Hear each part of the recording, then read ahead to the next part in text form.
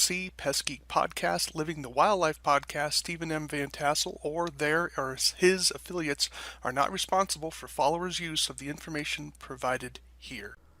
Hi everyone, Stephen Vantassel, Wildlife Control Consultant, bringing you another episode of Living the Wildlife as part of the Pest Geek Podcast family. Glad to have you on board. I hope your week went well. Mine didn't go as well as I would have liked, but nevertheless, I'm glad the weekend is certainly here when I'm recording here on a Sunday. So glad to have you with us. Do take a few moments of your time if you would, and be sure to subscribe to the channel to make sure that you get all the latest releases, as well as ring the bell and announce those releases. And also join us on Facebook for our Facebook page of the Pest Geek Podcast area. Glad to have you join us. You can reach us there, of course, at Facebook, and join the revolution as Franklin likes to call it. So do join us there. You can ask questions, give us your triumphs, issues that you're struggling with, triumphs and trials. We'd be glad to hear from you. You can also reach me at wildlifecontrolconsultant@gmail.com. That's wildlifecontrolconsultant@gmail.com. Love to hear from you, thoughts on shows, issues that you're struggling with that you'd like to have addressed. And yes, of course, even criticisms that you may have about the show. Can't say glad to hear the criticisms, but certainly willing to hear those criticisms. Again, you can reach me there at wildlifecontrolconsultant@gmail.com. This week, I thought I would talk a little bit about Google Earth. And so this was a program that you can get with Google, of course. And you can actually get the web version pretty easily. And so you can just simply go to Google Earth. So let me just sort of type that in here. Google Earth. There you go. You don't even have to install anything. This is the web version of Google Earth. And you can see it's getting there now. And we can let's go to Lewistown, Montana, where I live. So let's do Lewistown, Montana. Let's see how I fly in there.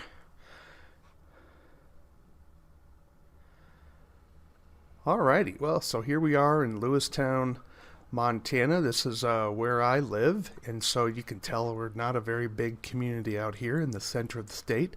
And you have some interesting functions. Notice it tells us here in the right-hand side where it tells us Lewistown's a city in and the county seat of Fergus County, Montana, which is certainly true.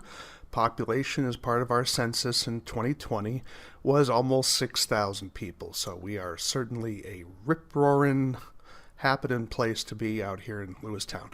But why is this important? So you can get some interesting data wherever you're at in the country, and it's a good way for you to kind of get a bird's eye view of your service area. Or perhaps you have a situation where a client is asking you questions about a service that you provide, and you need to maybe check it out before you're driving out there, especially as gasoline is, in my area, I think it's $4.06, if memory serves.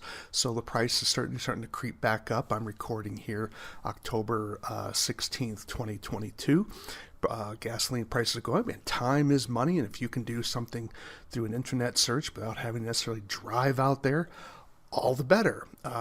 So this is something that you can certainly do. So let's take a look. I'm going to zoom in here. I'm going to sort of click out of that. And we're going to go down here to the right-hand side, and I hit the plus signal, and that brings me, of course, closer to the ground, of course, as we're flying in here.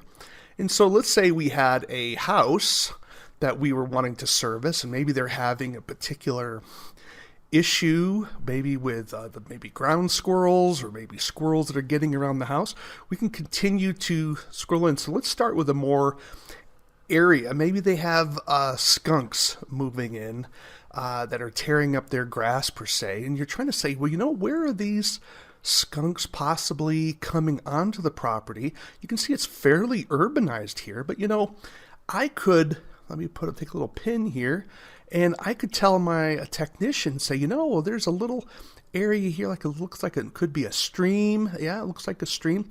And I could put a little pin drop there and just say a new project. Let's call it skunk. Okay, and so I would want to be sure that maybe some traps or trap location might be put there. So this is something I'd want maybe my technician to go in, or yourself even, and say, you know, I want to put some traps here because I think the skunks are probably going to be approaching the property from this side. And let's say you did some work on property based on land area. You say, you know, they said, well, you know, we have voles or we have skunks. How large of a property does this person own? That's obviously going to affect your price, because the more land area you have, the more work that may be involved. Excuse me, perhaps you're dealing with moles, for instance. So we can actually do some measurements here.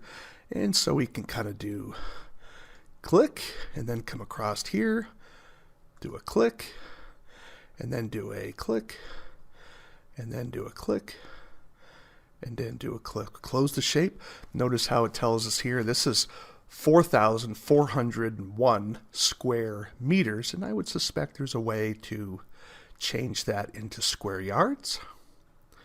And notice how we have 5,264 square yards. The perimeter, we could do that, of course, in yards as well. It's 305 yards in the perimeter, and there's the land area there. And so you can kind of get an idea of how much land area you're doing simply by clicking around. You say, well, Stephen, you say, well, maybe I'm in such an urbanized area that you're never having to do any type of land work or area type work. I need to get an idea of what the house looks like. So you could, let's click out of this here. You can then scroll, you can kind of zoom in some more. We're going to keep zooming in, and we're going to take a look at this house, and I'm going to go down here, and I'm going to go down to street level. So it says select an area highlighted in blue to enter street view. So I'm going to go down here. So I'm going to click him. Oops, click him. And then I'm going to kind of go down here. So no street view is available. Oh, area blue. Here we go. Sorry. So I'm going to go to the street level.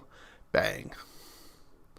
Now I'm able to look around and say, okay, what's going on at this particular street location? Now, again, it's not perfect, obviously, because Google's not able to sort of drive onto private property and take visuals. So in this situation, if I was looking at this particular house, I'm not going to be able to look at too much, but I can get an idea of just how much vegetation is around. So perhaps I could ask questions if I'm on the phone with the client, or maybe follow up with the client and say, hey, can I get ladders up against your house? Are there going to be some issues there? I can see if I'm going to have, if my truck is tall, am I going to have trouble getting into this driveway, for instance? And then you're able to look around and say, what kind of habitat is at this particular house? Now look at this house.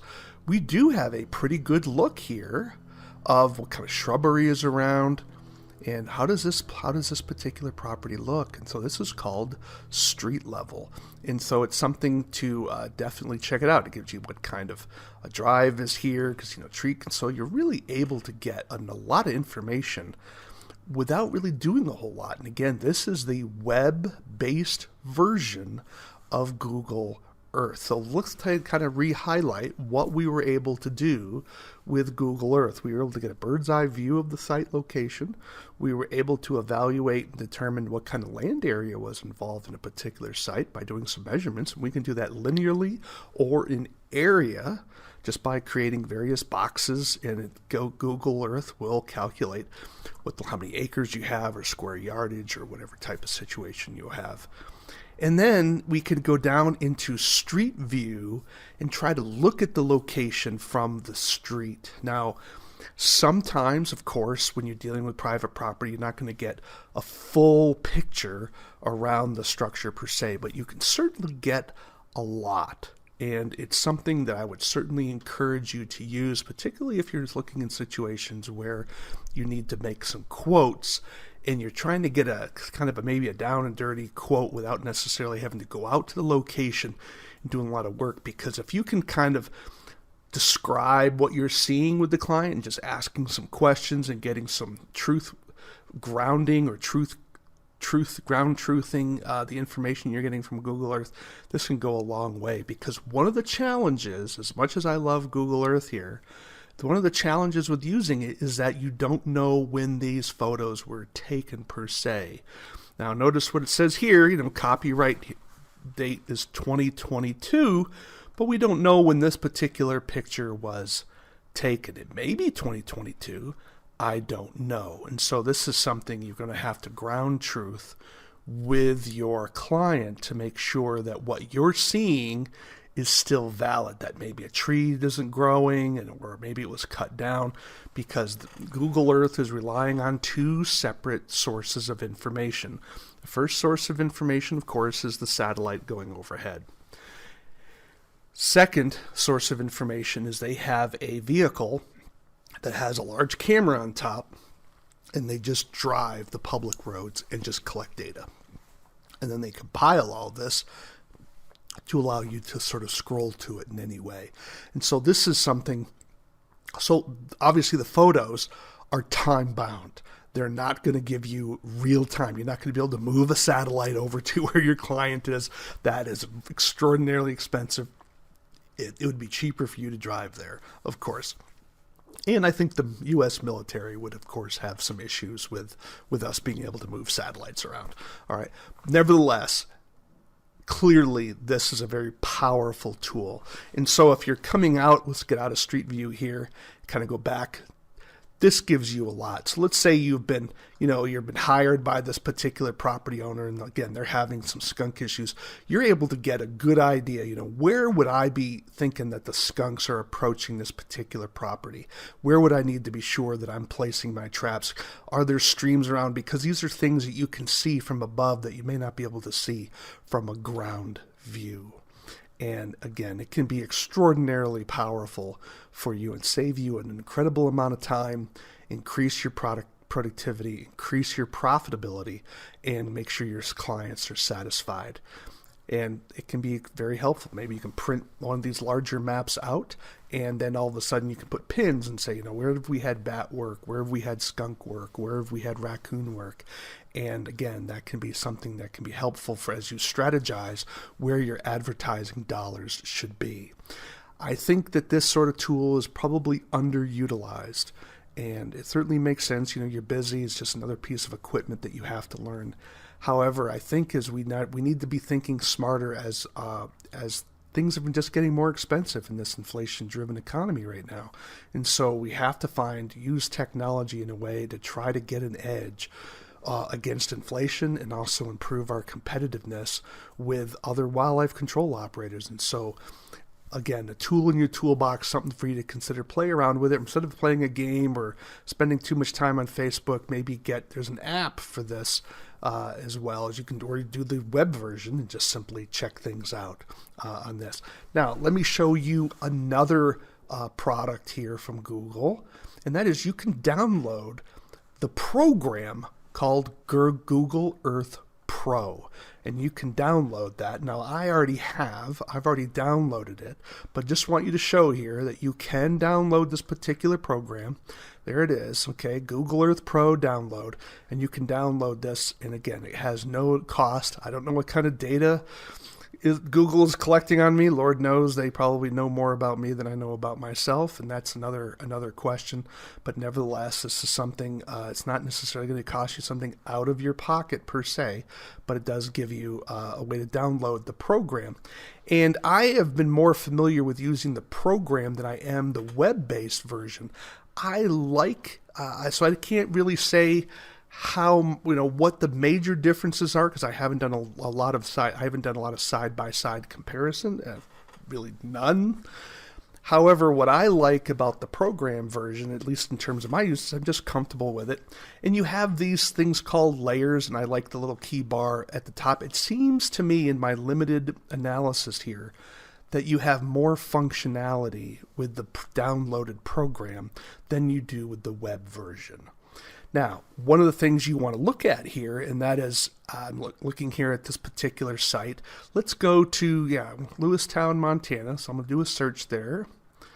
Okay, so it's taken me back out to Lewistown. All right, so let's go back to where we were before. I think I was back over here. So let's kind of zoom into that particular site. I got to find find my zoomer here, and oh, here it is, over here to the right. Okay, so we're gonna zoom down to this particular location.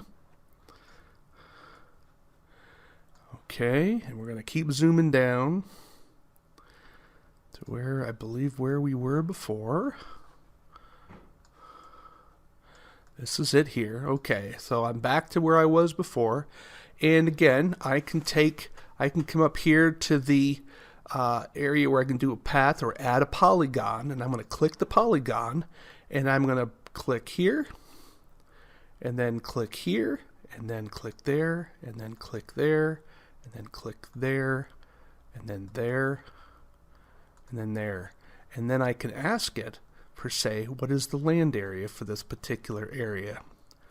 Let's see if it tells me. It's been a while since I've used it. Okay, so oops, I'll take that.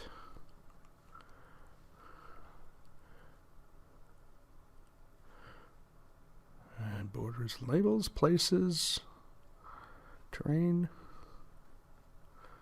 Well, let's try something else. Let's do a clear on that.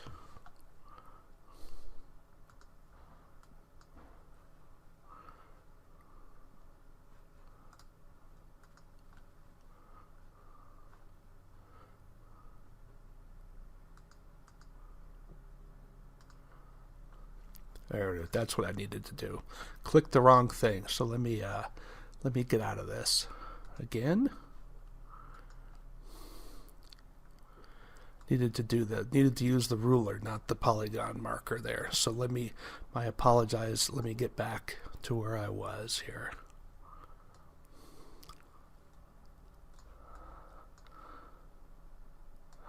Okay, we're zooming in, or what they call flying in to the site.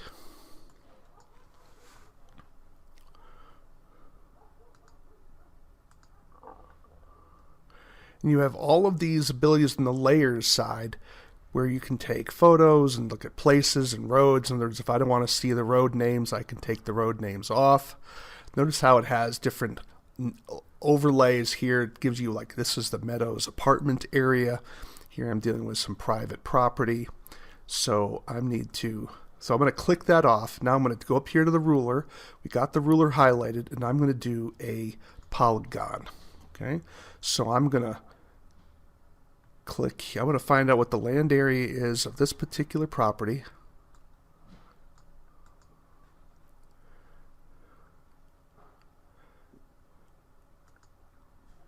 Path.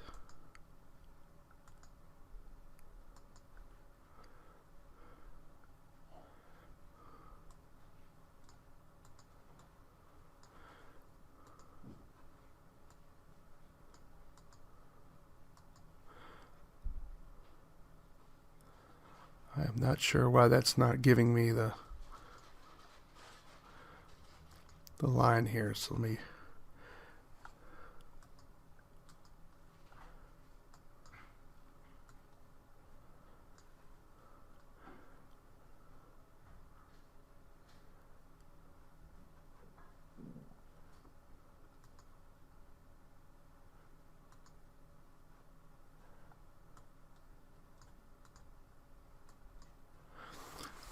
Well, that's kind of weird. I don't know why this is not working for me.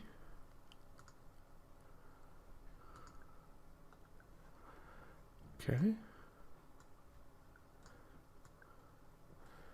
Yeah, I don't understand what's happened here. So this is kind of weird. I just installed this today. I didn't have it installed before. So let's try to do a circle.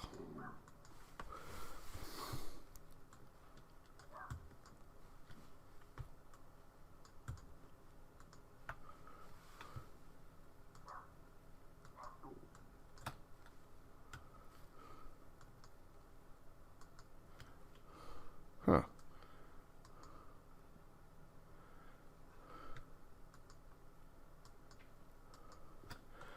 I do not know what's happened with this. So I'm a little surprised. I haven't had problems with this before.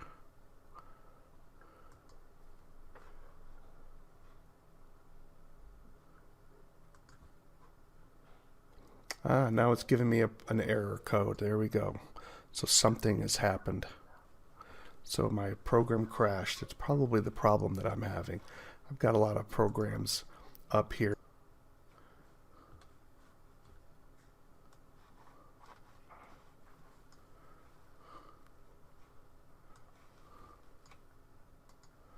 Okay, we're going to come up here. We're going to go Lewistown, Montana. And we're going to fly in.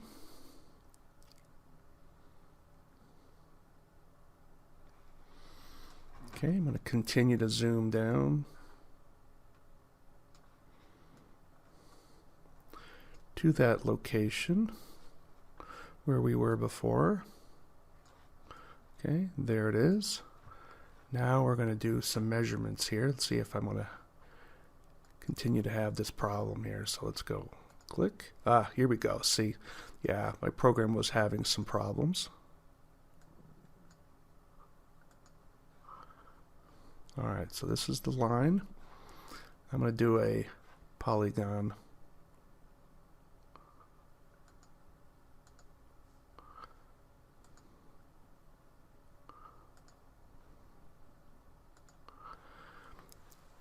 So notice what it gives me now. In that particular, is it a rhombus? I think it's a rhombus.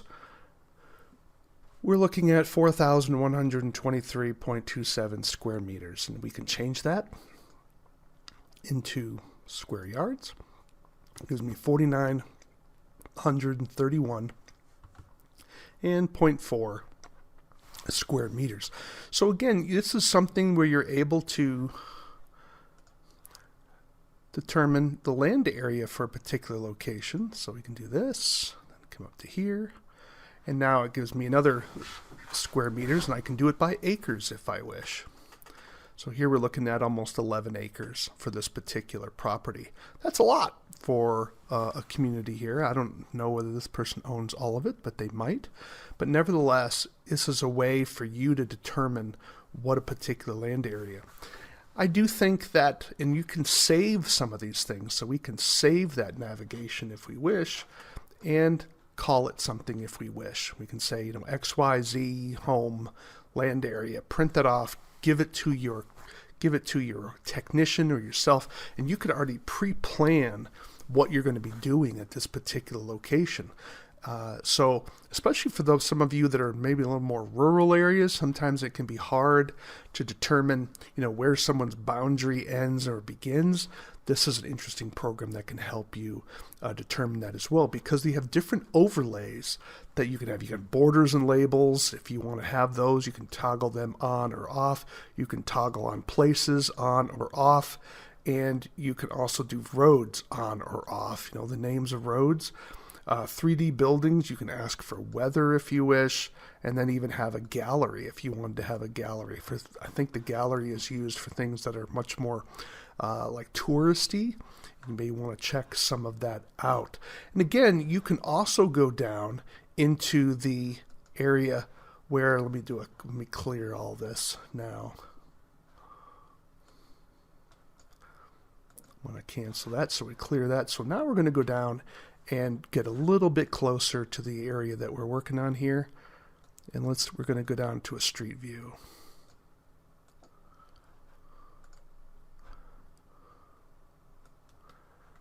We're going to go down here, that street view. And again, there you've seen this before. We can simply turn it around, and we're having a street view of this particular location. Very, very powerful tool. Oops, let me move that back. Very, very powerful tool. It even gives you directionality. Let's say if you wanted to say, where am I looking now? Am I looking north? Yep. Now I'm looking, not quite south. Now I'm looking south. So gives you functionality, or you can have this, you can type in the sun if you wish. I believe that tells you how the sun is moving.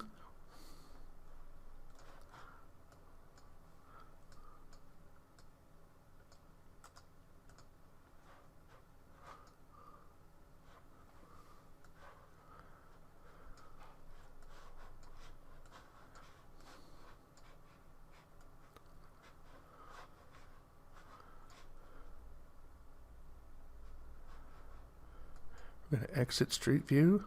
So now here we have the sun view. And you can actually know which way the sun is moving from a particular area. So there we go. We can then take a look at the sun, how the sun is moving across the particular area. How things look. Play around with it. We can certainly look at a timeline. I think that's a timeline. I haven't used all the historical imageries to see how things change. Now, when I talked before about the issue of dating, notice how it says here down below. Maybe I should blow that up for you here. But I'm going to try to focus down here at the bottom of the screen. I hope you can see it. It says imagery date 8/18/2022. So this shot that I'm looking at here was recorded in August 18th of this year. So this is pretty recent information. So you may find that the Google Earth Pro gives you the ability to know when that picture was taken, which can be very powerful. I was doing some work and the photo was taken in 1985, the satellite view. Obviously, a lot can happen in over 40 years. I mean, that's a long, almost 40 years. That's a lot can change in 40 years. And so you got to make sure you pay attention to that timeline. This is why you need to ground truth what you're having. But, if something's only a couple years old, that can be very important for you and your business. You can do other things with Google Earth Pro. You can look at the satellites, the switch between Earth, sky, and other planets if you want to go. You can do tours. You can look in Google Earth Maps here. You can put pins and place marks and do polygons. You can do temporary places, of course, look at weather, terrain, as you can see here. It's just extraordinarily a powerful tool. Do you need to use the Pro as opposed to the web-based version? I don't know. I mean, I think at minimum, the web version is going to be good enough for many of you. However, if it's something that you're looking to do a lot, maybe saving some of the photos and images, and maybe you have clients that you're doing a lot of work for, you may want to keep that handy on file, then you may want to be thinking about using the Google Earth Pro version, which would be installed on your computer. Something for you definitely to think about. I've certainly used the program. I can't say I've used it every day, but I'm also not in the service industry, okay? So I'm not out necessarily working with clients, but I have used it for some of my research issues where I would need to get a picture of a farmer's land that I was going to be doing some work at, and then be able to have an idea of what I was going into. And that can be very helpful, or explain to others the type of work that we were doing on the property. So again, extraordinarily powerful. I would highly encourage you to check it out to see if it's something that you can use for your business to improve your productivity. Well, I'm Stephen Vantassel. You've been listening to Living the Wildlife as part of the Pest Geek podcast family. Glad you could have joined us. Do take the time, if you would, to subscribe to the channel.